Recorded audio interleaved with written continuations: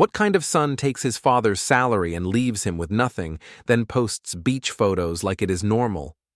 How could he come home smiling and still scream in horror the moment he stepped inside my house? Why did he not understand that the real consequences were still ahead, because I decided to handle it the only way he feared, through systems and proof? My name is Ethan Hale, and for 58 years I have lived by 3 simple rules. Show up on time, pay your bills, and do not create drama you cannot afford. I work as a payroll supervisor at a warehouse 20 minutes outside the city. The job is not glamorous. I count hours, track overtime, process checks, and make sure everyone gets paid on the 15th and the last day of every month. It is predictable, it is stable, it is mine. I raised my son Calder the same way I lived my life, with structure, routine, and the belief that if you work hard enough, the world will be fair to you. I was wrong about that last part. Not about the world, about my son. Calder is 27 now, and he has not held a job in 14 months. He calls himself between opportunities, which is a fancy way of saying he sleeps until noon and scrolls through his phone until 3 in the morning. He lives with his girlfriend Maria in an apartment I helped him get 2 years ago. I do not ask for rent. I tell myself it is temporary. I tell myself he will figure it out. The truth is simpler and uglier. I trained him to expect rescue.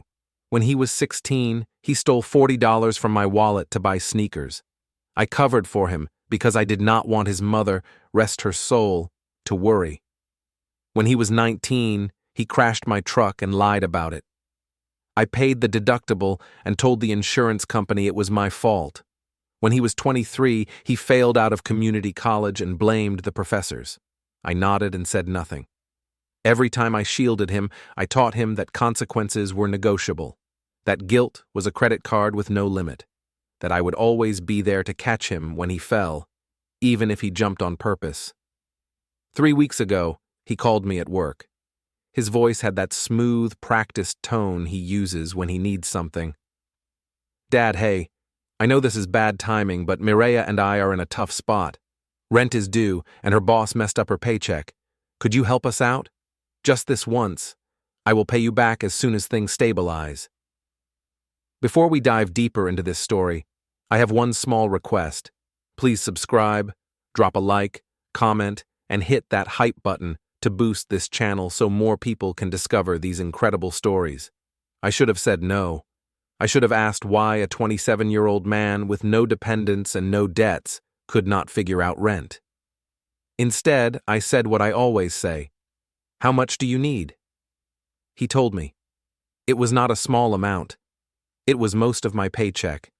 But I convinced myself it was an investment in his future, that this time would be different, that he would learn responsibility if I just gave him one more chance. So I did something I have never done before. I gave him temporary access to my account. Just to transfer the rent money, I told myself. Just to make it easier. He thanked me. He called me the best dad in the world. He promised he would never forget this. 2 days later, my salary hit my account at 6 in the morning, the way it always does on payday. By 9, it was gone. All of it. Not just the rent money. Everything. I was standing in the warehouse break room when I checked my balance. I had just poured a cup of coffee. The phone screen showed a number so low it looked like a typo. I refreshed it 3 times. The number did not change. My hands started shaking. Not from anger, from fear. Because I had bills due in 4 days. Because my medication refill was scheduled for the weekend. Because I had exactly $6 in cash in my wallet and a fridge that was already running on fumes. I walked back to my desk like nothing had happened. I smiled at my coworkers. I processed timesheets. I made small talk about the weather. Inside, I felt like I was drowning in slow motion. At lunch, I called Calder. It went straight to voicemail. I called again an hour later. Same thing. I sent a text asking if everything was okay. He did not respond. I told myself there had to be an explanation, a mistake, a glitch, something. That night, I went to the grocery store. I needed bread, milk, eggs, basic things. I loaded my cart carefully, doing the math in my head, trying to stay under $20. When I got to the register, I swiped my card. It declined. The cashier looked at me with that blank, polite expression people use when they are pretending not to judge you. "Do you want to try again?" I tried again. Declined. I felt the line behind me shift impatiently. A woman sighed. A man cleared his throat. I mumbled something about leaving my other card at home and walked out. I left the cart right there. I did not look back. When I got home, I opened the fridge and took inventory like I was counting warehouse stock.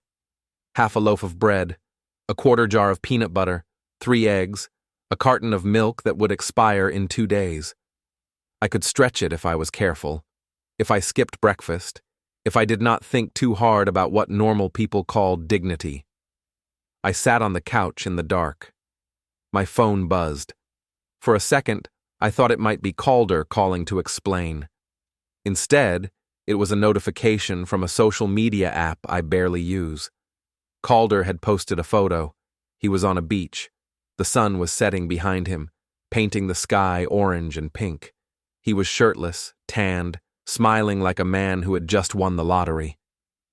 Mireya was next to him in a bright yellow bikini, holding a cocktail with a little umbrella in it. The caption read, "Sometimes you just gotta take the leap. Life is too short to wait for permission."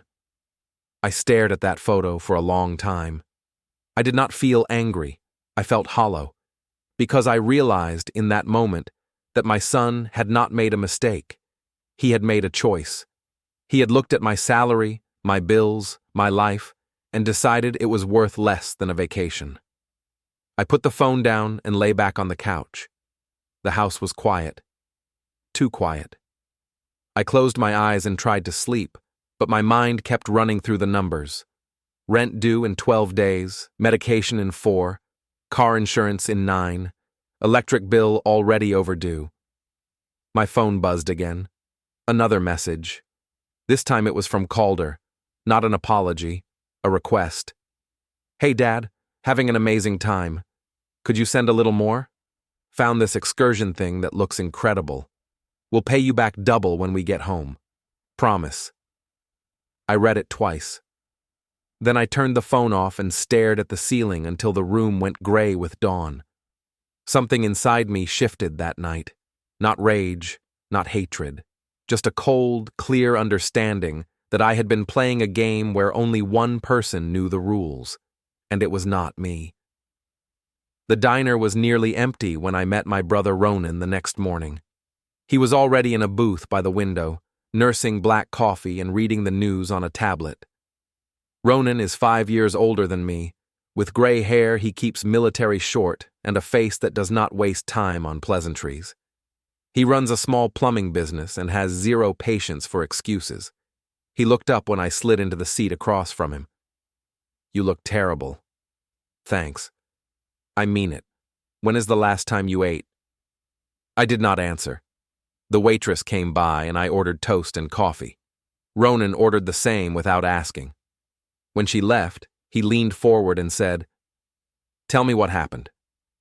So I did. I told him about the account access, the missing salary, the beach photos, the follow-up request for more money. I kept my voice low and steady, like I was reading a report at work.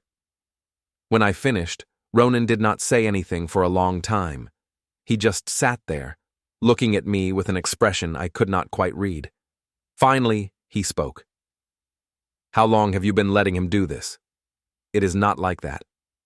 "How long, Ethan?" I looked down at my hands. "A while." "Years?" "Yes." Ronan shook his head slowly. "You have been training him. You know that, right? Every time you bail him out, every time you cover for him, every time you pretend his behavior is normal, you are teaching him that you are a resource, not a person. You are a wallet with a heartbeat." The words hit harder than I expected. Not because they were cruel, but because they were true. "He is my son," I said quietly, "and you are his father, Not his ATM, not his safety net. His father. That means teaching him consequences, not shielding him from them. The waitress brought our food. I picked at the toast but could not eat. Ronan watched me for a moment, then said, "Tell me about the girlfriend." "Mireya. She is 26, works in social media marketing, or at least that is what she says. Mostly she posts photos of herself and calls it a job." "And how does she treat you?" I hesitated. "She does not. She looks right through me, like I am part of the furniture. When Calder talks about me in front of her, she smiles like he is telling a joke." Ronan nodded. "She is the amplifier. She makes him feel powerful when he disrespects you. She gives him an audience, and he performs for her because it makes him feel like a man." I stared out the window. A man was loading groceries into his car. Normal, easy. The kind of thing I used to do without thinking. Ronan's voice pulled me back. "What are you going to do?" "I do not know." "Wrong answer. You do know. You just do not want to say it out loud." I met his eyes. "What am I supposed to do, Ronan? He is all I have left." "Then why is he treating you like you are nothing?" I did not have an answer for that. Ronan sighed and pulled out his wallet. He slid 2 20s across the table. "Take it. Get food, get your medication, and then figure out what kind of man you want to be. Because right now you are acting like his victim, and victims do not get respect. They get used." I wanted to argue. I wanted to defend myself. But the words would not come, because he was right. About all of it. We finished our coffee in silence. When I got up to leave, Ronan grabbed my wrist. "One more thing. That access you gave him, to your account, that is not just theft, that is control. He can see your balance, your transactions, your life, and as long as he has that, he has power over you. You understand that?" I nodded slowly. "Good. Then fix it." I drove home and sat in my car in the driveway for 20 minutes. I kept replaying Ronan's words. He has power over you. It was true. I had handed Calder the keys to my life and then acted surprised when he drove it off a cliff. When I finally went inside, I noticed something I had missed before. The mail on the counter had been opened. Not by me. I never open mail in the middle of the week. I sort it on Sundays, pay bills on Mondays, and file everything by the 15th. But there it was, a bank statement, slid open, slightly creased, like someone had read it in a hurry. I checked the date. It arrived 3 days ago, the same day I gave Calder account access. My stomach dropped, because it meant he had been in my house while I was at work, going through my mail, looking at my finances, planning. I went to my bedroom and opened the drawer where I keep important documents. Everything was still there, but it was not in order. The papers were shifted. The folders were slightly off-center. Someone had gone through them carefully, trying not to leave obvious signs. I sat on the edge of my bed and felt something I had not felt in years. Not anger, not betrayal. Something colder and sharper. Clarity. Calder had not stolen from me on impulse. He had researched. He had prepared. He had treated my life like a job site he could loot without consequences. And the worst part was, I had given him the tools to do it. I pulled out my phone and looked at his latest message again. "We'll pay you back double when we get home. Promise." He was not coming home to apologize. He was coming home to smile, show off his tan, and ask for more. Because he believed, truly believed, that I would never do anything about it. I opened my nightstand and found an old folder I had not looked at in years. Inside were records from when I bought the house, mortgage papers, deed information, property tax receipts. I had forgotten I even kept them. I flipped through the pages slowly, not sure what I was looking for, and then I saw it. A clause in the original loan documents about occupancy rules, a note about tenant versus owner rights, a reminder that this was my house, not ours, mine. I closed the folder and put it back in the drawer. I did not know what I was going to do yet. But I knew one thing. I was done being the person Calder thought I was. That night, I went to the ATM outside the bank branch. It was late, almost midnight. The vestibule was bright and cold and smelled faintly of cleaning chemicals. I stood in front of the machine and looked up at the camera bubble mounted in the corner. A little black dome with a lens inside, watching everything. I thought about Ronan's words. Every system remembers. I did not withdraw money. I did not check my balance. I just stood there for a moment, looking at that camera, and let myself be seen. Because if things went the way I thought they might, I wanted a record, a timestamp, proof that I was here, alone, doing nothing wrong. I walked home slowly. When I got back, I opened my laptop and started making a list, not of what I wanted to do, of what I could prove. Dates, transactions, messages, photos. Everything Calder had done, I wrote down in plain language, like a warehouse inventory report. No emotion, just facts. When I finished, it was almost 3 a.m. I saved the file and shut the laptop. Then I lay down on the couch and closed my eyes. For the first time in weeks, I slept without dreaming. The next morning at work, I heard it. I was walking past the break room when someone laughed a little too loud. I glanced in and saw 2 younger guys from the loading dock. One of them, I think his name was Travis, was talking to his friend. I swear, man, my old man tried to pull that on me once, wanted me to pay him back for helping with my car. I told him, Dad, you are supposed to help. That is the job. He shut up real quick. His friend grinned. Dude, parents do not get it. They act like raising you is this huge favor they did. Like, no man, you had me. You signed up for it. That is on you. They laughed again. I kept walking. I did not say anything. I did not react. But something inside me twisted tight. I made it to my desk and sat down. My hands were steady. My face was calm. But in my head, I kept hearing those words. That is on you.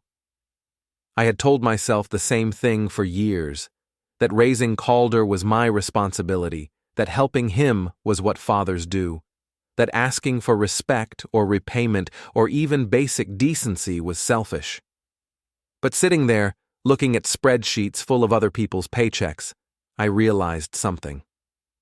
I had confused love with surrender. I had treated fatherhood like a debt I could never repay, and Calder had learned to collect on it over and over again. I opened a new browser tab and navigated to the company intranet. Our warehouse uses a digital payroll system that tracks everything: clock-ins, time-off requests, direct deposit changes, and access logs. I had helped implement it years ago, back when the company wanted to cut down on manual errors. I scrolled through the system's help section, not because I needed help, but because I wanted to see what was visible to employees versus what was visible to administrators. And there it was, buried in a policies and procedures document. All changes to payroll accounts, including banking information, withholding updates, and authorized access modifications, are logged with timestamps, IP addresses, and user credentials. Logs are retained for 7 years for audit and compliance purposes. I read that line 3 times. 7 years. Every login, every change, every access point.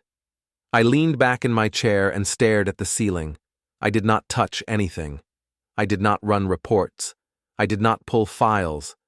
I just sat there, understanding for the first time that the same systems I had always trusted to protect the company could protect me too, if I used them correctly, if I stayed within the rules. I closed the browser and went back to work. But the knowledge sat in my chest like a stone, heavy, real, useful. When I got home that evening, I did not go inside right away. I sat in my car and watched my neighbor Nina pull weeds from her garden. She is 51, divorced, works as a school secretary. We are not close, but we are friendly in that polite, distant way neighbors are when they have lived next to each other for years. She looked up and waved. I waved back. She straightened, brushed dirt off her knees, and walked over to the fence that separates our yards. Hey, Ethan. You doing okay?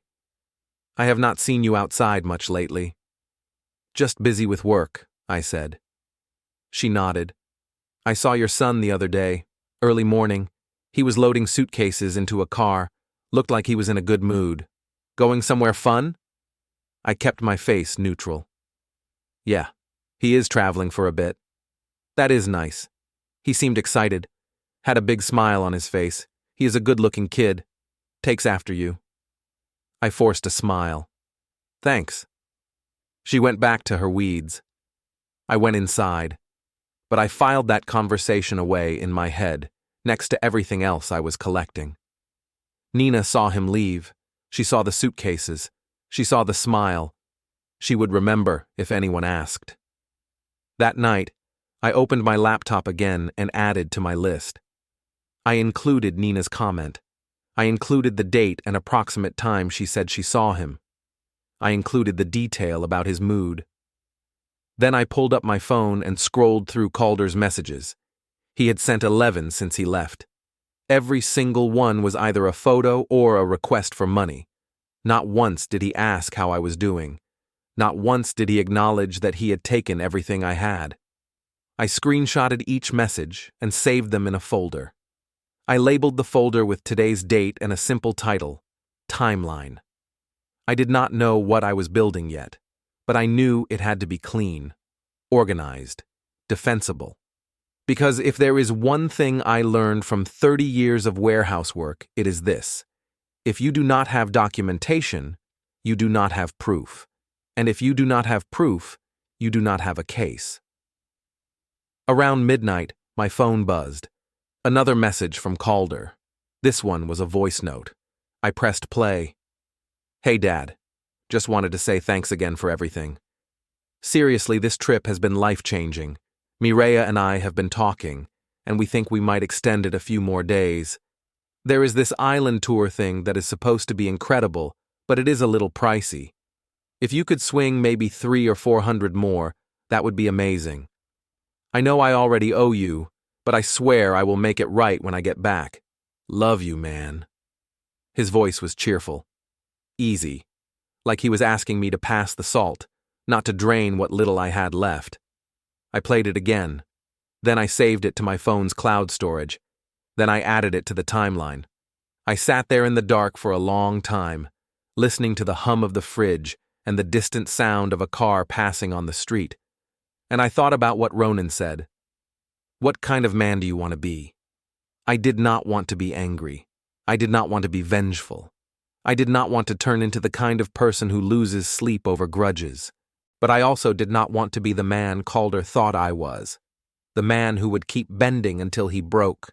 The man who mistook submission for love. I opened my drawer and pulled out the old folder again. The one with my house documents. I flipped to the property deed and ran my finger along the line that listed the owner. My name. Just mine. Then I turned to my laptop and opened a new search tab. I typed in 3 words. Tenant eviction process. I did not click on anything. I did not read the results. I just looked at the screen and let the idea settle in my mind. Because for the first time in my life, I understood something I should have known years ago. I did not owe Calder a place to live. I did not owe him access to my accounts.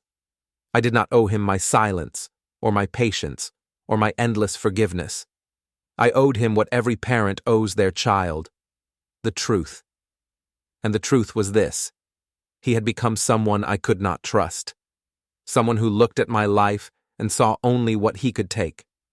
Someone who smiled while I starved. I closed the laptop and went to bed. But before I did, I took one more look at that camera in the ATM vestibule photo I had stored in my mind. I thought about how every action, every transaction, every login left a trace. I thought about how easy it is to feel invisible when no one is paying attention. And I thought about how powerful visibility can be when you use it correctly. I set my alarm for 6 in the morning. I had work in 8 hours. But before that, I had a stop to make. The bank opened at 9. I got there at 8:55 and waited in the lobby, watching the tellers unlock their stations and boot up their computers. When the manager, a woman in her 40s with sharp eyes and a no-nonsense air, unlocked the front door, I was the first one inside. "Good morning," she said. "How can I help you?" "I need to speak with someone about my account. There has been some unauthorized activity." Her expression shifted. Professional, alert. "Of course, let me get you set up with one of our fraud specialists. Can I have your name?" "Ethan Hale." She nodded and gestured to a small waiting area with chairs. "It will just be a few minutes." I sat down and waited. My hands were steady. My breathing was calm. I had rehearsed this in my head a dozen times. No anger, no accusations, just facts. 10 minutes later, a man in his late 30s approached me. He had dark hair, wire-rimmed glasses, and the kind of careful politeness that comes from dealing with upset customers all day. "Mr. Hale, I am Marcel Dupont. I handle fraud and account security. Why do not we step into my office?" I followed him to a small room with a desk, 2 chairs, and a computer. He closed the door and gestured for me to sit. "So, tell me what is going on." I took a breath. "On the 23rd of last month, I gave my son temporary access to my account. The agreement was that he would transfer funds to cover his rent. Instead, the morning my salary was deposited, the entire amount was withdrawn. I did not authorize that. I have tried to contact him, but he is currently out of the country." Marcel nodded and typed something into his computer. "And do you have any documentation of this agreement? Text messages, emails, anything in writing?" I pulled out my phone and showed him the original message from Calder, asking for help with rent. Then, I showed him the follow-up requests for more money. Marcel took notes, occasionally glancing at the screen. "When you gave him access, what method did you use?" "I added him as a temporary authorized user through the mobile app. I thought it would only allow transfers." Marcel's expression tightened slightly. "Unfortunately, once someone is added as an authorized user, they have the same account access you do. That includes withdrawals." "I understand that now." "Okay. Here is what I can do. I will flag this account for review. If we find that the access was used in a way that constitutes fraud, meaning he took funds beyond what was agreed upon, we can initiate a dispute process. But I have to be honest with you, Mr. Hale. Because you voluntarily gave him access, this is going to be a difficult case. The bank's position will likely be that the access was authorized, even if the specific transactions were not." I nodded. "I understand. But I want it documented. I want the logs pulled. I want a record that shows when the access was granted, when the funds were taken, and from where." Marcel looked at me carefully. "You are building a case." "I am protecting myself." He leaned back in his chair. "Fair enough. I will start the review process. It will take about 7 to 10 business days. In the meantime, I strongly recommend you remove his access and change your login credentials." "Already done," I said. "Good." He typed a few more notes, then printed a form and slid it across the desk. "Sign here. This authorizes the investigation and confirms that you did not give permission for the full withdrawal." I signed. He filed the form and handed me a copy. "You will get a call from our fraud department within 48 hours. Keep all your messages and any other evidence you have. The more documentation you provide, the stronger your case." I stood and shook his hand. "Thank you. Good luck, Mr. Hale." I left the bank and sat in my car for a moment, feeling something I had not felt in weeks. Control. Not power, not revenge. Just the quiet certainty that I had started something I could finish. Next stop, the attorney. Grant Osei's office was in a strip mall between a dry cleaner and a tax prep service. The sign on the door read, "Legal Aid and Tenant Rights." I had found him through an online search 2 nights earlier. He had good reviews and a reputation for handling housing disputes. The waiting room was small and plain. A receptionist, a young woman with a tired smile, looked up when I walked in. Do you have an appointment? No, but I called yesterday. I was told I could walk in during open hours. She nodded. Have a seat. Mr. Osei will be with you shortly. 15 minutes later, a man in his mid-40s stepped out of a back office. He was tall, with close-cropped hair, and the kind of calm, measured energy that comes from working in the legal system for years. Mr. Hale? Come on back. His office was cluttered, but organized, files stacked neatly, a whiteboard covered in scribbled notes, a framed law degree from a state university on the wall. He gestured to a chair and sat down across from me. So, what brings you in today? I explained the situation. I kept it factual. I did not editorialize. I laid out the timeline, the account access, the missing funds, and the fact that Calder had been living in my house on and off for the past 2 years without paying rent. When I finished, Grant leaned back in his chair and steepled his fingers. Okay, let me be clear about a few things. First, what your son did with your bank account is legally complicated. Because you gave him access, even temporarily, proving theft is going to be hard. The bank may side with you on fraud grounds, but that is a long shot. I nodded. I understand. Second, the housing issue. Has your son ever paid rent, even informally? No. Does he receive mail at your address? Yes. Does he have a key? He used to. I changed the locks yesterday. Grant raised an eyebrow. Without notice? I own the house. He is not on the deed. He is not on any lease. Grant nodded slowly. That is good. It simplifies things. In this state, if someone is not a legal tenant, meaning they do not pay rent and do not have a formal agreement, they are considered a guest. You can revoke that guest status at any time. However, if he has established residency, which is defined as living there for more than 30 consecutive days, you may need to provide written notice before you can legally bar him from entering. How much notice? Typically, 7 to 10 days. It varies by county. I pulled out a small notebook I had brought with me. If I give him written notice today, and he is out of the country for another week, does that count? Grant smiled faintly. Yes.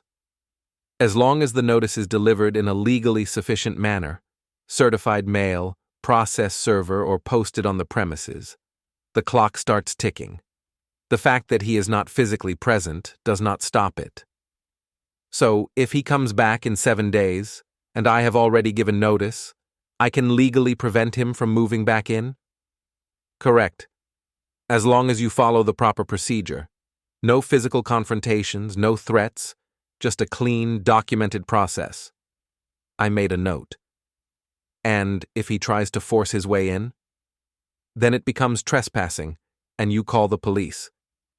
But Mr. Hale, I need to stress something. This only works if your hands are clean. If you have done anything illegal, changed locks without proper notice, withheld his belongings, anything that could be construed as retaliation, a court will side with him. Do you understand? I understand. Good. Then here is what I recommend. Draft a formal notice. Include the date, the reason, and the timeline. Have it notarized if possible. Send it via certified mail and keep a copy for your records. Do not engage with him directly. Do not argue. Do not negotiate. Just follow the process. I nodded. Can you draft the notice? I can. It will take me about an hour. You can wait or come back later today. I will wait. Grant stood and extended his hand. One more thing. This is not about revenge. This is about boundaries. If you go into this thinking you are punishing him, you will make mistakes. Stay calm. Stay procedural. And whatever happens, do not let emotion drive your decisions. I shook his hand. I understand. An hour later, I walked out of his office with a sealed envelope containing a formal eviction notice. The language was clear, legal, and final. I drove straight to the post office and sent it via certified mail to my own address, where Calder would see it the moment he walked in the door. Then I went home and started the next phase. I spent the rest of the afternoon organizing my house, not cleaning, organizing. I went through every room and identified anything that belonged to Calder. Clothes, electronics, old-school papers, a gaming console, a box of sneakers he had been storing for 3 years. I packed it all into boxes. I labeled each one with black marker, Calder Hale, personal property. Then I stacked them neatly in the garage. I took photos of each box, time-stamped, to show that I had not destroyed or withheld anything. When I finished, the house felt different, lighter, emptier, mine. I checked my phone. Another message from Calder, another beach photo, another request for money. I did not respond. I did not block him. I just archived the message and added it to my timeline file. That night, I sat on the couch with my laptop and printed a single sheet of paper. It was a summary of everything I had done so far, the bank review, the legal notice, the documentation. I folded it carefully and placed it in an envelope. Then I turned off the printer and sat in the silence. I thought about Calder's voice note, the cheerful tone, the easy assumption that I would keep giving, the certainty that I would never push back. I thought about Mireya's social media posts, the bright smiles, the carefree captions, the performance of a life funded by someone else's exhaustion. And I thought about the camera in the ATM, the timestamps, the logs, the invisible infrastructure that remembered everything. I did not feel angry anymore. I felt something colder, clearer. I felt ready. The notification came 3 days later. Calder had posted a new video on social media. In it, he and Mireya were on a boat, holding champagne glasses, laughing into the wind. The caption read, "Best decision we ever made. Sometimes you have to take what is yours and live." I watched it twice. Then I saved it to my timeline file. That same afternoon, my phone rang. Unknown number. I answered. "Mr. Hale, this is Tessa Klein from HR and Compliance at your company. Do you have a moment?" My stomach tightened. "Yes." "I am calling because we received a flag from our payroll audit system. It looks like there was an unusual access change on your account 3 weeks ago. We are conducting a routine review to make sure everything is secure. Can you confirm that you authorize someone to access your direct deposit information?" I chose my words carefully. I temporarily added my son as an authorized user on my personal bank account. I did not realize that would affect my payroll profile. "It did not directly," Tessa said. "But there was a login from an unrecognized device that attempted to view your payroll settings. It was flagged because the IP address did not match your usual access pattern. The system blocked the attempt, but I wanted to follow up to make sure your account is secure." I closed my eyes. Calder had tried to access my work payroll. He had not just stolen my salary, he had tried to redirect future deposits. "I have changed all my passwords," I said, "and I have removed his access to my personal accounts." "Good. I will make a note in your file. If you experience any other issues, let me know immediately. We take payroll security very seriously." "I will. Thank you." She hung up. I sat there for a long moment, staring at my phone. Calder had not made a mistake. He had planned this. He had researched how to take more, and if the system had not caught it, he would have succeeded. I opened my laptop and updated the timeline. I included Tessa's call. I included the detail about the unrecognized device. I included the date and time of the attempted access. Then I printed a fresh copy of the full timeline and placed it in a folder labeled Documentation. That evening, I stood in my garage and looked at the boxes I had packed. 18 in total. Everything Calder had left behind over the years. I had labeled them, photographed them, inventoried them. Now I sealed them with packing tape and stacked them against the far wall, out of sight but ready to go. I walked back inside and checked the mail. The certified letter I had sent to myself had been delivered. I opened it and confirmed the eviction notice was intact. The postmark showed it had been sent on time. The timeline was set. Calder would be home in 4 days. I spent the next 72 hours in a strange state of calm. I went to work. I processed paychecks. I ate simple meals. I did not drink. I did not call anyone. I did not post on social media. I just waited.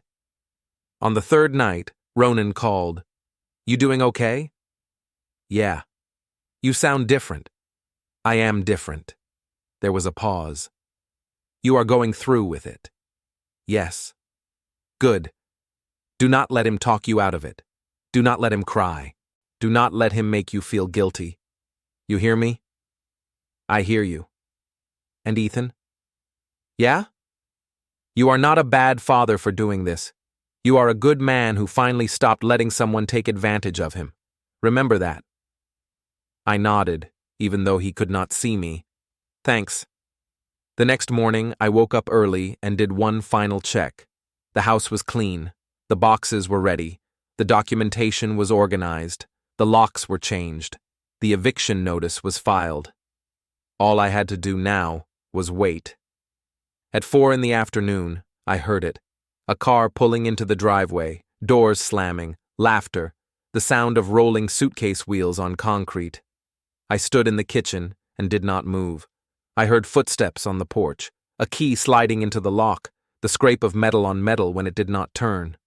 Then silence. A knock. Dad, you home? I did not answer. Another knock, louder this time. Dad, the key does not work. Can you let me in? I walked to the door but did not open it. Calder. Hey, yeah, I think the lock is broken or something. Can you? It is not broken.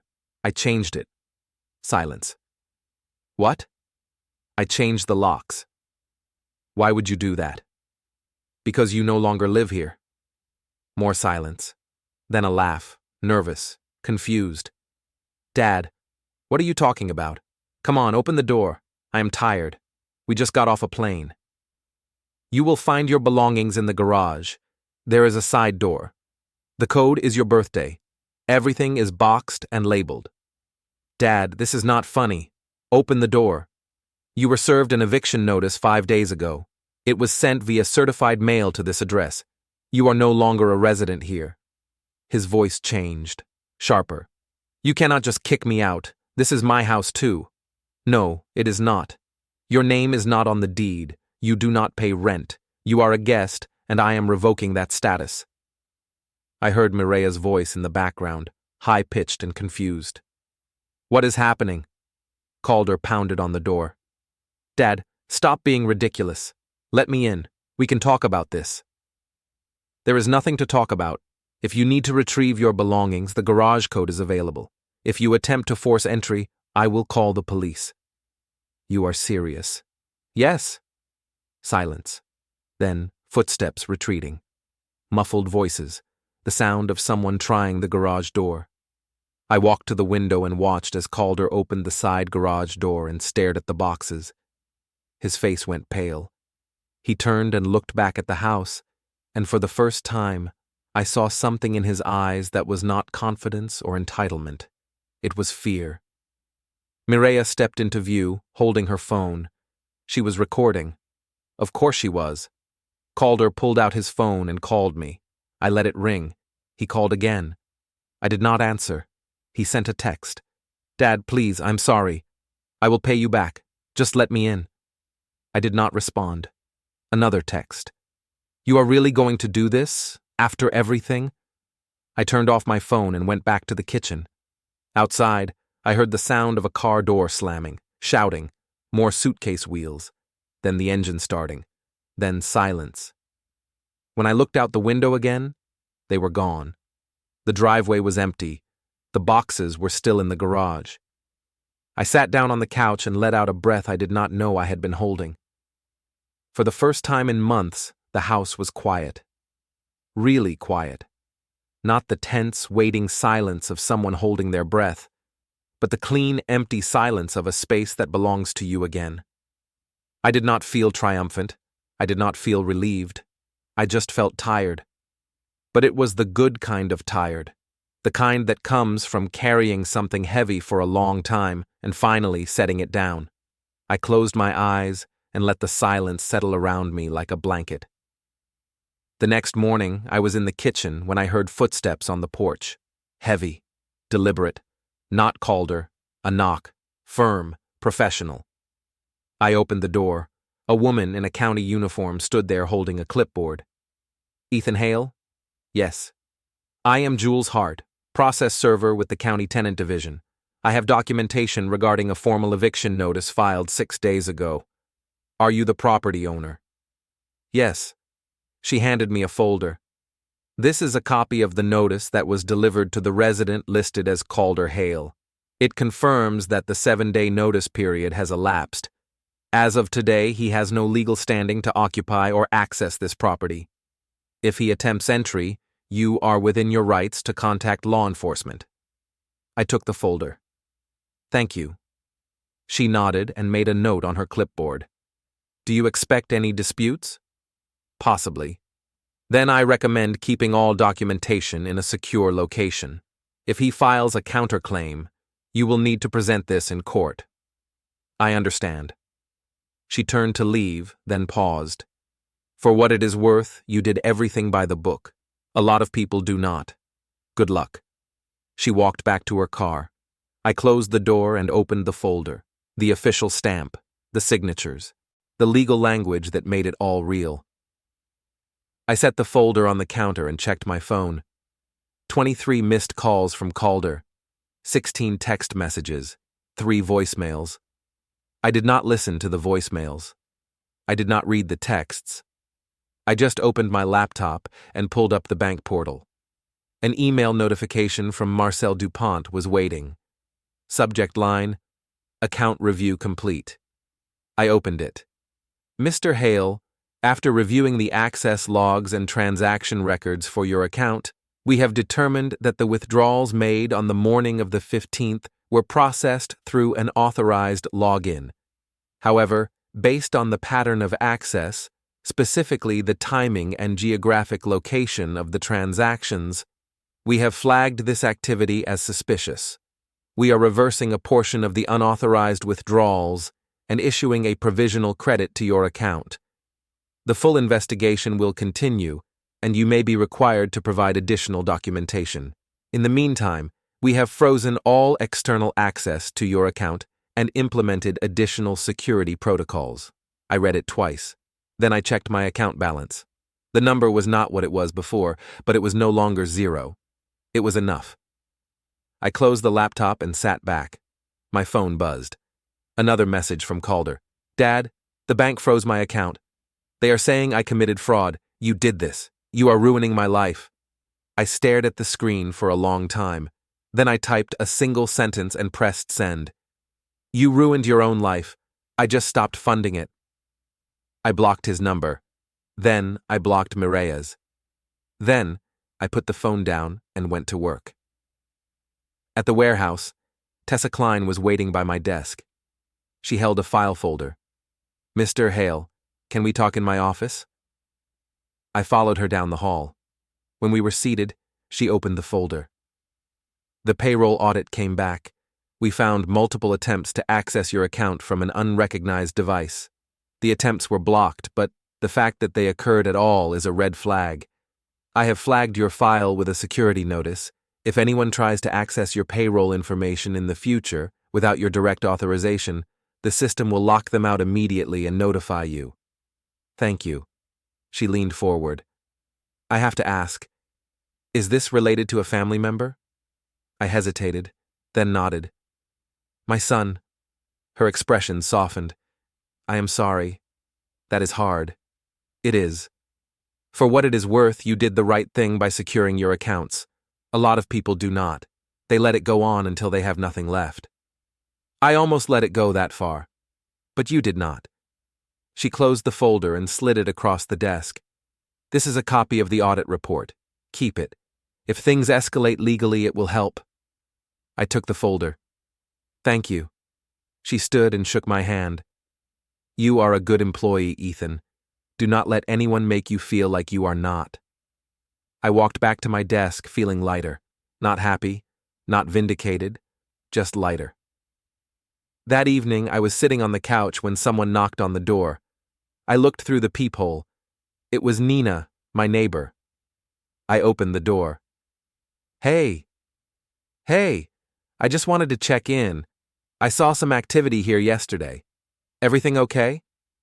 Yeah, just handling some family stuff. She nodded. I thought I saw your son and his girlfriend leaving pretty upset. If you need anything, let me know. Thanks. She started to leave, then turned back. Ethan, I know it is not my place, but I have seen how he treats you. I have heard the way he talks to you, and I just want you to know, you deserve better than that. I did not know what to say, so I just nodded. Thank you. She smiled and walked back to her yard. I closed the door and sat down. My phone buzzed one more time. Not Calder. Ronan. You okay? I typed back. Yeah, it is done. Good. Proud of you. I put the phone down and looked around the house. The empty walls, the quiet rooms, the space that was mine again. And for the first time in years, I did not feel ashamed. I did not feel guilty. I did not feel like I owed anyone an explanation. I just felt free. 2 days later, I got a call from Marcel Dupont at the bank. Mr. Hale, the full investigation has concluded. Based on the evidence, including the timeline of access, the unauthorized nature of the withdrawals, and the corroborating documentation you provided, we have classified this as account fraud. We are reversing the remaining unauthorized transactions and issuing a full credit to your account. Additionally, we have filed a formal fraud report with the appropriate authorities. The individual responsible may face legal consequences. Thank you. I have to tell you, Mr. Hale, most people do not handle this the way you did. They panic. They threaten. They act out of emotion. You stayed calm, documented everything, and let the system work. That is why you won. I did not feel like I had won. I felt like I had survived. But I said, thank you. That evening, I sat at my kitchen table and opened my laptop one last time. I pulled up the timeline file. Every message, every transaction, every witness statement, every piece of documentation I had collected over the past 2 weeks. Then I closed the file and deleted it. I did not need it anymore. I went outside and stood on my porch. The sun was setting. The street was quiet. Nina was watering her garden. A dog barked somewhere down the block. Everything was normal, simple, mine. I did not think about Calder. I did not think about Mireia. I did not think about the money or the betrayal or the years I spent bending to keep the peace. I just stood there, breathing in the cool evening air, and felt the weight lift. And in that moment, I understood something I had spent my whole life missing. Respect is not something you beg for. It is something you enforce. The next morning, I woke up early and made coffee. Real coffee. Not the cheap, instant stuff I had been drinking to save money. I sat at my kitchen table and looked at the empty chairs around me. I did not feel sad. I did not feel lonely. I felt ready. For the first time in my life, I felt like the man I was supposed to be.